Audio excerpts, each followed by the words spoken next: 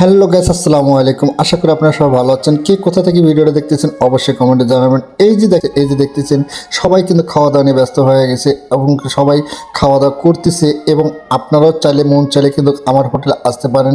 আমার হোটেলের ঠিকানা জানার জন্য অবশ্যই আমার ভিডিওতে কমেন্ট করবেন এবং কি আমি আপনাদেরকে যারা আসতে চান তাদেরকে অবশ্যই আমি ঠিকানাটা দিয়ে দেবো, যাতে আপনারা আসে এইভাবে সুন্দরভাবে তৃপ্তি করে পেট ভরে খাইতে পারেন। অল্প টাকায় স্বল্প মূল্যই আপনারা যাতে পেট ভরে খাইতে পারেন। এই যে দেখেন আমার হোটেলটা ছোট, কিন্তু আসলে ভাই আমার হোটেল ছোট হতে পারে কিন্তু ইনশাআল্লাহ আপনাদের দোয়া ভালোবাসায় কিন্তু আমার হোটেল ছোট হলেও কিন্তু হোটেলে মান অনেক ভালো।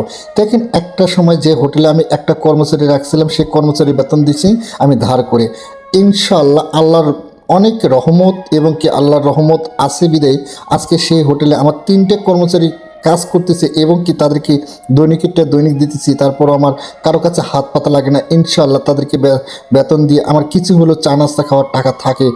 সবই হচ্ছে আপনাদের দোয়া ভালোবাসা এবং কি আল্লাহর প্রতি যদি কেউ নিয়ত সঠিকভাবে করতে পারে তাহলে অবশ্যই তাকে কিন্তু আল্লাহ কিন্তু সঠিক পথ দেখে দেয়।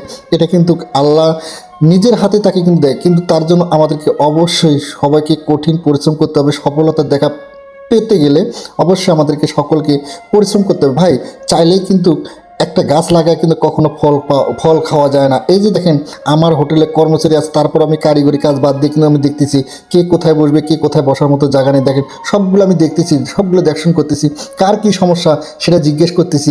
খিচুড়ি কীরকম হচ্ছে, পাওয়াটা কীরকম হচ্ছে, ডাল কীরকম হচ্ছে, সবাইকে কিন্তু জিজ্ঞেস করতেছি।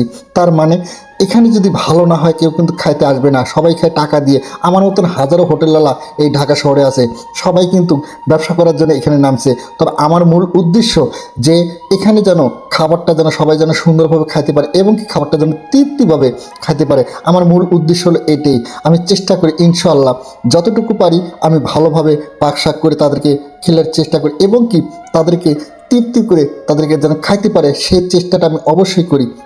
এই যে দেখেন হাজারো কর্মচারী থাকার পরেও আমি কিন্তু কাজ করতেছি এবং কি আমি কিন্তু নিজেই কিন্তু পরোটা বানাইতেছি, দেখশন করতেছি, পরোটা বানার পাশাপাশি দেখশন করতেছি কোন জায়গায় ডাউল লাগবে, কোন জায়গায় ভাজি লাগবে, কোন জায়গায় পরোটা লাগবে। এই যে ফোনে কথা বলতেছি জুয়েল ভাই, সে কিন্তু অনেকক্ষণ ধরে অপেক্ষা করতেছে। তাকে বললাম ভাই আপনি পরোটা খেলে তাড়াতাড়ি বসেন, আমি এখন আমারও নাস্তা করার মতন সময় হয়ে গেছে, আমি খিদেতে আমি থাকতে পারতেছি না। তো আপনাকে নাস্তা দিয়ে আমার প্রায় এই যে সকালবেলা দোকানদারি শেষের পর্যায়ে, তো আপনাকে নাস্তা দিয়ে আমিও নাস্তা করব। তো সে ফোনে কথা বলতে বলতে সে কিন্তু বসে গেল। দেখেন যে আমি তাকে পরোটা দিচ্ছি এবং তাকে বলতেছি ভাই আপনার পরোটার সাথে কী লাগবে, আবার কি সে বলতেছে ভাই পরোটার সাথে একটু ডাল দেন। সে আবার পরোটার সাথে একটু ডাল মানে ডিমের সাথে একটু ডাল দিয়ে সে ডিম খায়। তো তাকে আমি ডাল দিলাম, ডিম দিলাম, সে কিন্তু তৃপ্তি করে এবং কি সে কিন্তু আমাকে বললো যে ভাই পরোটা যেন সুন্দর হয় এবং কি সে বলে যে ভাই আপনার হাতের পরোটা অনেক সুন্দর হয়। আমি বলি ভাই সুন্দর না হলে তো আমাকে সবাই চেহারা দেখার জন্য আসবে না, কারণ আমার জিনিস সুন্দর হতে হবে, আমার চেহারা সুন্দর না।